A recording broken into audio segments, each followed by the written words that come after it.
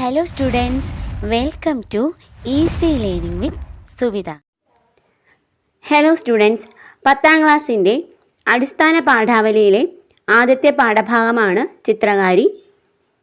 ഈ കഥയിലെ ഒരു കഥാപാത്രമാണ് ഹാഫിസ്. ഹാഫിസിൻ്റെ കഥാപാത്ര നിരൂപണം വളരെ പ്രധാനപ്പെട്ട ഒരു ചോദ്യമായിരിക്കും. അതുകൊണ്ട് നിങ്ങൾ തീർച്ചയായും ഈ ഒരു കഥാപാത്ര നിരൂപണം പഠിച്ചു വെക്കുക. ഇതിലെ പ്രധാന കഥാപാത്രമാണ് ഫിസ. പക്ഷേ ആ ഒരു കഥാപാത്രം മാത്രം ആയിരിക്കും എല്ലാവരും പഠിച്ചു വെക്കുക. പക്ഷെ അങ്ങനെയല്ല, പലപ്പോഴും നമ്മൾ പ്രതീക്ഷിക്കാത്ത കഥാപാത്രത്തിൻ്റെ നിരൂപണം കൂടി എഴുതാൻ വരാറുണ്ട്. അതുകൊണ്ട് തീർച്ചയായും ഹാഫിസിൻ്റെ കഥാപാത്ര നിരൂപണം തീർച്ചയായും നിങ്ങൾ പഠിച്ചു വെക്കണം. വളരെ ഇമ്പോർട്ടൻ്റ് ആയിട്ടുള്ള ഒരു ക്വസ്റ്റ്യൻ ആയിരിക്കും. അപ്പോൾ അതിനു മുമ്പായി തന്നെ ഈ വീഡിയോ നിങ്ങൾ നിങ്ങളുടെ ഫ്രണ്ട്സിനൊക്കെ തീർച്ചയായും ഷെയർ ചെയ്ത് കൊടുക്കുക. നിങ്ങൾക്ക് ഉപകാരപ്പെട്ടിട്ടുണ്ടെങ്കിൽ തീർച്ചയായും ഷെയർ ചെയ്ത് കൊടുക്കണം.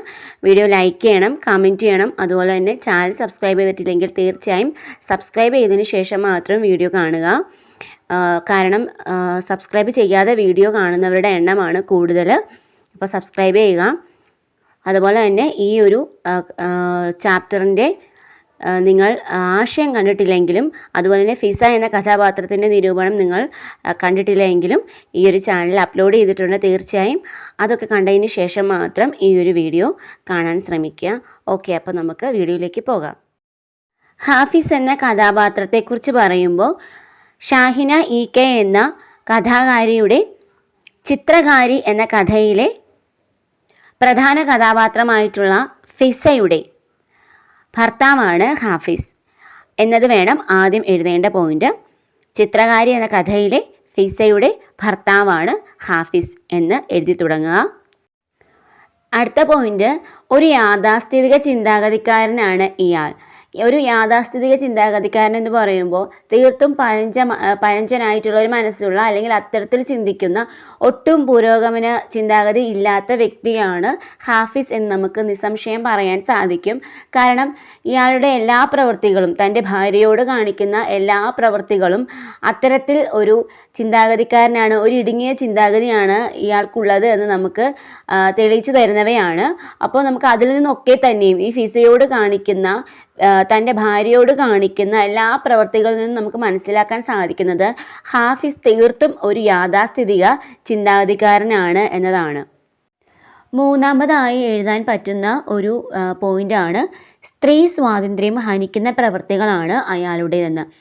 നിസ്സംശയം പറയാൻ സാധിക്കും, ഈ ഒരു കഥ മുഴുവൻ വായിക്കുമ്പോൾ നമുക്ക് മനസ്സിലാവുന്ന ഒരു കാര്യമാണ്, സ്ത്രീ സ്വാതന്ത്ര്യത്തെ ഹനിക്കുന്ന പ്രവൃത്തികളാണ് ഹാഫിസ് തൻ്റെ ഭാര്യയായ ഫിസയോട് ചെയ്യുന്നതെന്ന്.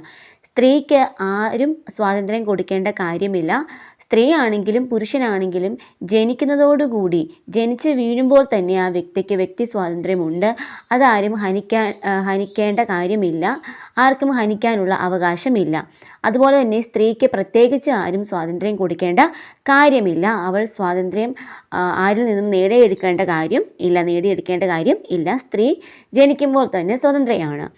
പക്ഷേ ഇവിടെ ഭാര്യയാണ്, തൻ്റെ ഭാര്യയാണ് എന്നതുകൊണ്ട് മാത്രം അവൾ അർഹിക്കുന്ന യാതൊരുവിധ സ്വാതന്ത്ര്യവും ഇദ്ദേഹം കൊടുക്കുന്നില്ല, ഹാഫിസ് കൊടുക്കുന്നില്ല. മറിച്ച് അവളുടെ എല്ലാ വിധത്തിലുള്ള സ്വാതന്ത്ര്യങ്ങളെയും ഇല്ലായ്മ ചെയ്യാനാണ് ശ്രമിക്കുന്നത് ആദ്യ അവസാനം എന്ന് ഈ കഥ വായിക്കുമ്പോൾ നമുക്ക് മനസ്സിലാക്കാവുന്നതാണ്. കാരണം വിവാഹത്തിന് മുൻപേ തന്നെ ഫിസ തൻ്റെ പല ആവശ്യങ്ങളും തൻ്റെ ആഗ്രഹങ്ങളുമൊക്കെ ഹാഫിസിനോട് പറഞ്ഞിരുന്നു. പക്ഷേ വിവാഹത്തിന് ശേഷം അതൊന്നും തന്നെ മുഖവിലക്കെടുക്കാതെയാണ്, അവളുടെ സ്വാതന്ത്ര്യത്തെ ഹനിച്ചുകൊണ്ടാണ് ഹാഫിസ് പ്രവർത്തിച്ചിരുന്നത്.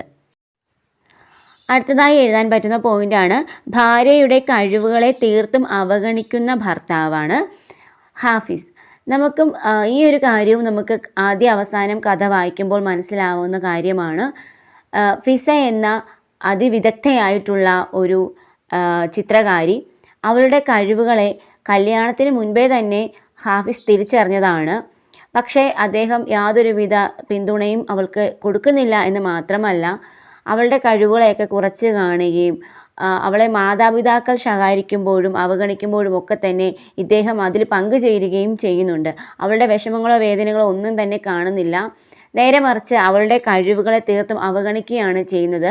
ഹാഫിസിൻ്റെ സുഹൃത്ത് തന്നെ ഒരു ഘട്ടത്തിൽ പറയുന്നുണ്ട്, അവൾ അതിവിദഗ്ധയായിട്ടുള്ളൊരു ചിത്രകാരിയാണ്, തനിക്ക് മുൻപേ പരിചയമുണ്ട്, പല വിദഗ്ധരായിട്ടുള്ള പ്രശസ്തരായിട്ടുള്ള ചിത്രകാരന്മാർ പോലും അഭിനന്ദിച്ചിട്ടുള്ള ചിത്രങ്ങളാണ് ഫിസയുടേതെന്ന്. പക്ഷേ ഇതൊന്നും തന്നെ അംഗീകരിച്ചു കൊടുക്കാനോ ഭാര്യയുടെ കഴിവിനെ അംഗീകരിക്കാനോ അതിനെ പ്രോത്സാഹിപ്പിക്കാനോ ഒന്നും തന്നെ ഹാഫിസ് മുതിരുന്നില്ല എന്ന് മാത്രമല്ല, അത് തീർത്തും അവഗണിക്കുകയും അവളെ അത് പറഞ്ഞ് പരിഹസിക്കുകയും ചെയ്യുകയാണ് ഹാഫിസ് ഈ ഒരു കഥയിൽ ചെയ്യുന്നത്. അടുത്ത പോയിന്റ്, ഭാര്യയ്ക്കൊപ്പം നിൽക്കാൻ മടിക്കുന്ന മനസ്സാണ് ഹാഫിസിൻ്റേത് എന്നതാണ്. നമുക്ക് ഈ കഥയിൽ ഒരിടത്ത് പോലും ഒരു ഘട്ടത്തിൽ പോലും ഹാഫിസ് ഫിസയുടെ മനസ്സറിഞ്ഞ് അവളെ ഒരു ഭാര്യയെ അംഗീകരിച്ചുകൊണ്ട് അവളുടെ കൂടെ നിൽക്കുന്ന ഒരു മനോഭാവം നമുക്ക് ഒരിടത്തും ഈ കഥയിൽ നമുക്ക് ദർശിക്കാൻ കഴിയില്ല. അത് ഹാഫിസിൻ്റെ ഇടുങ്ങിയ ചിന്താഗതി കൊണ്ട് തന്നെയാണ്. അപ്പോൾ ഭാര്യയ്ക്കൊപ്പം നിൽക്കാത്ത ഒരു മനസ്സാണ് ഹാഫിസിൻ്റേത്. താൻ തൻ്റെ ഭാര്യയ്ക്ക് കൊടുക്കേണ്ട ഒരു തരത്തിലുള്ള പിന്തുണയും കൊടുക്കാതിരിക്കുക മാത്രമല്ല, തൻ്റെ മാതാപിതാക്കൾ അവളെ തീർത്തും അവഗണിക്കുമ്പോഴും അവളെ കുത്തുവാക്കുകൾ കൊണ്ട് വേദനിപ്പിക്കുമ്പോഴും ഒന്നും തന്നെ അവളോട് ഒരു ആശ്വാസ വാക്ക് പറയാനോ അവൾക്കൊപ്പം നിൽക്കാനോ ഹാഫിസ് ശ്രമിക്കുന്നില്ല. അതുകൊണ്ട് തന്നെ നമുക്ക് മനസ്സിലാക്കാൻ സാധിക്കും, ഫിസയുടെ ഈ കഴിവുകളാണ് ഹാഫിസിനെ അസ്വസ്ഥനാക്കുന്നത്. അതുകൊണ്ട് തന്നെ ഭാര്യയ്ക്കൊപ്പം നിൽക്കുന്ന ഒരു മനസ്സായിരുന്നില്ല ഹാഫിസിൻ്റേതെന്ന്. അടുത്ത പോയിന്റ്, സ്ത്രീകൾക്ക് കല അനാവശ്യമായ ഒന്നാണെന്ന ചിന്ത. ഇത് തീർച്ചയായും ഹാഫിസിന് മാത്രമല്ല, ഹാഫിസിൻ്റെ മാതാപിതാക്കൾക്കും അംഗങ്ങൾക്കും ഒക്കെയുള്ള ഒരു ചിന്താഗതിയാണ്. കാരണം സ്ത്രീകൾക്ക് കല ആവശ്യമില്ല അല്ലെങ്കിൽ അനാവശ്യമായ ഒന്നാണ് എന്ന ചിന്ത ഹാഫിസിൽ ഉളവെടുത്തത് കുടുംബത്തിൽ നിന്ന് തന്നെയാവണമല്ലോ. അപ്പോൾ ഈ ഹാഫിസിൻ്റെ കുടുംബത്തിലുള്ളവർക്കും ഇത്തരത്തിൽ കലയോട് അല്ലെങ്കിൽ ചിത്രം വരയ്ക്കുന്ന ഫിസയോട് ഒരു ഇഷ്ടക്കേടുണ്ട്. അതവർ തുറന്നു പറയുകയും ചെയ്തിട്ടുണ്ട്. അപ്പോൾ ഈ സ്ത്രീകൾക്ക് കല അനാവശ്യമായ കാര്യമാണ്, സ്ത്രീകൾക്കിതൊന്നും യോജിച്ചതല്ല, സ്ത്രീകൾ അടുക്കള ജോലികളിൽ മാത്രം വ്യാപൃതരാവേണ്ടവരാണ് എന്ന ഒരു ചിന്താഗതി അല്ലെങ്കിൽ അത്തരത്തിലുള്ള ഒരു ആശയം പങ്കുവയ്ക്കൽ, അത്തരത്തിൽ ഒരു ദേഷ്യപ്പെടലൊക്കെ ഹാഫിസിൻ്റെ ഉമ്മ ഫിസയോട് കാണിച്ചിട്ടുണ്ട്. അപ്പോൾ തീർച്ചയായും ഹാഫിസിനും അതേ ചിന്താഗതിയാണ് ഉള്ളത്. സ്ത്രീകൾക്ക് ഈ കലയുടെ ആവശ്യമൊന്നുമില്ല, അവർക്ക് അതിൽ നിന്നും വ്യത്യസ്തമായി അവർ അടുക്കള വൃത്തിയിലാണ് ഏർപ്പെടേണ്ടത് എന്ന ചിന്താഗതി ഹാഫിസിനുണ്ട്. അടുത്ത പോയിന്റ്, തന്നെ മാത്രം സ്നേഹിക്കുന്ന മനസ്സാണ് ഹാഫിസിനുള്ളത് എന്നതാണ്. നമുക്ക് എത്ര ഇടുങ്ങിയ ചിന്താഗതിക്കാരാണെങ്കിലും, നമ്മൾ ഏതുതരം കുടുംബത്തിൽ നിന്ന് വരുന്നവരാണെങ്കിലും, ഏതുതരം ആശയങ്ങൾ ഉൾക്കൊള്ളുന്നവരാണെങ്കിലും, നമുക്ക് എതിരെ നിൽക്കുന്ന ഒരു വ്യക്തി അല്ലെങ്കിൽ നമ്മുടെ കൂടെ നിൽക്കുന്ന വ്യക്തിയുടെ മനസ്സറിയാൻ പഠിക്കുക. അത് എങ്ങനെയാണ് പഠിക്കുക? അയാളെ സ്നേഹിക്കുന്നതിലൂടെയാണ്. അപ്പോൾ ഈ ഫിസയോട് ഹാഫിസിന് എന്തെങ്കിലും തരത്തിലുള്ള അത്തരത്തിൽ സ്നേഹം ഉണ്ടായിരുന്നുവെങ്കിൽ തീർച്ചയായും അവളുടെ കഴിവുകളെ അംഗീകരിച്ചതിനെ, അവളുടെ സ്വപ്നങ്ങൾക്ക് കൂട്ടുനിന്നതിനെ, അവൾക്ക് പിന്തുണ പ്രഖ്യാപിച്ചതിനെ. പക്ഷേ തന്നെ മാത്രം സ്നേഹിക്കുന്ന ഒരു മനസ്സായി പോയി ഹാഫിസിൻ്റേത്. അയാളിൽ മാത്രം ഒതുങ്ങിക്കൂടുന്ന സ്നേഹമായി പോയി അയാളുടേത്. അതുകൊണ്ടാണ് ഫിസയുടെ മനസ്സ് മനസ്സിലാക്കാനോ അവൾക്ക് വേണ്ട പിന്തുണ നൽകാനോ അവളെ അളവറ്റ് അധികം സ്നേഹിക്കാനോ ഒന്നും ഹാഫിസിന് കഴിയാതെ പോയത്. തീർച്ചയായും അയാളിൽ മാത്രം അയാൾ ആ സ്നേഹം കണ്ടെത്തുന്നതുകൊണ്ടാണ്.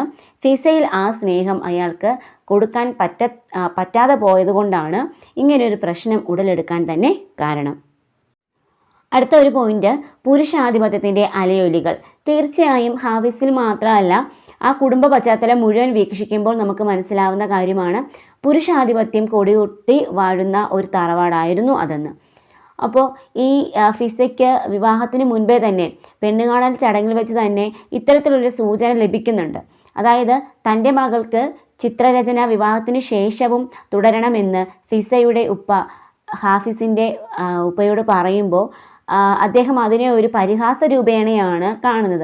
അപ്പോൾ തന്നെ നമുക്ക് മനസ്സിലാക്കാവുന്ന കാര്യമാണ്, സ്ത്രീകൾ ഈ ഒരു രംഗത്തേക്ക് വരുന്നതൊന്നും ഇവർക്കത്ര ഇഷ്ടപ്പെടുന്നില്ല എന്നുള്ള കാര്യം. എങ്കിലും അതിനെയൊക്കെ സമ്മതിച്ചുകൊണ്ട് ഫിസയെ കല്യാണം കഴിക്കുകയും പിന്നീട് അവളുടെ ആ കഴിവിനെ തീർത്തും അവഗണിച്ചുകൊണ്ട് അല്ലെങ്കിൽ പരിഹസിച്ചുകൊണ്ട് സംസാരിക്കുകയും പ്രവർത്തിക്കുകയുമാണ് ആ കുടുംബത്തിലുള്ള എല്ലാവരും ചെയ്യുന്നത്, അവളുടെ ഭർത്താവ് അടക്കം. അപ്പോൾ പുരുഷാധിപത്യം നിലനിൽക്കുന്നത് കൊണ്ടാണ്, സ്ത്രീ തനിക്ക് കീഴെയാണ് എന്നൊരു ചിന്ത അവിടെ നിലനിൽക്കുന്നത് കൊണ്ടാണ് പുരുഷന് ചെയ്യാൻ പറ്റുന്ന പല കാര്യങ്ങളും സ്ത്രീക്ക് അവിടെ ചെയ്യാൻ പറ്റാതെ പോകുന്നത്. ചിത്രരചന അവൾ അത്രത്തോളം ഫിസ അത്രത്തോളം ഇഷ്ടപ്പെട്ട് തൻ്റെ പ്രാണനെ പോലെ കണ്ടുകൊണ്ട് ചെയ്തിരുന്ന കാര്യമായിരുന്നെങ്കിൽ പോലും അതിനെ പിന്തുണയ്ക്കുക പോയിട്ട് അതിനെ ഇല്ലാതാക്കി കളയുക എന്നൊരു മനോഭാവം കൂടി വളർന്നു വരികയാണ് ഹാഫിസിൽ. അപ്പോൾ നമുക്ക് പല ഘട്ടങ്ങളിലും നമുക്കത് ശ്രദ്ധിക്കാവുന്ന കാര്യമാണ്. ഈ അടുക്കളയിൽ വെച്ച് ഫിസയോട് ഹാഫിസിൻ്റെ ഉമ്മ പറയുന്നത് അടുക്കള ജോലികളിൽ മാത്രമായിരിക്കണം സ്ത്രീകളുടെ ശ്രദ്ധ, അതിലാണ് അവർ സമയം കണ്ടെത്തേണ്ടത്, ചിലവഴിക്കേണ്ടത് എന്നൊക്കെ. അപ്പോൾ ഇതിൽ നിന്നൊക്കെ നമുക്ക് മനസ്സിലാക്കാൻ പറ്റുന്നത് എന്താണ്? പുരുഷാധിപത്യം അവിടെ ആ ഒരു കുടുംബത്തിൽ കൊടികുത്തി വാണിരുന്നുവെന്നും അതിൻ്റെ അലയൊലികൾ തീർച്ചയായും ഹാഫിസിൽ ഉണ്ടായിരുന്നുവെന്നും. അടുത്ത പോയിന്റ്, ആധുനിക പുരുഷ സമൂഹത്തിലെ തുറന്ന ചിന്താഗതിയുള്ള തലമുറയ്ക്ക് പേരുദോഷമാണ് ഹാഫിസ്. നമുക്ക് സംശയം ലെവലേശമില്ലാതെ പറയാൻ സാധിക്കും ആ ഒരു കാര്യം. കാരണം എന്താണ്? ആധുനിക ജനത, യുവതലമുറ തീർത്തും പുരോഗമന ചിന്താഗതിക്കാരാണ്. ഒരു 90% ആൾക്കാരെങ്കിലും പുരോഗതിയിലേക്ക് ചിന്തിക്കുന്ന ആൾക്കാരാണ്. സ്ത്രീ പുരുഷൻ എന്നൊരു ഭേദഗതിയൊന്നും ഇല്ലാതെ തങ്ങളുടെ ജീവിതം മുമ്പോട്ട് കൊണ്ടുപോകുന്ന തലമുറയാണ് യുവതലമുറ. അപ്പോൾ ആ ഒരു അതായത് ആധുനിക ചിന്താഗതിയുള്ള തലമുറയ്ക്ക് തീർത്തും പേരുദോഷമാണ് ഹാഫിസ്.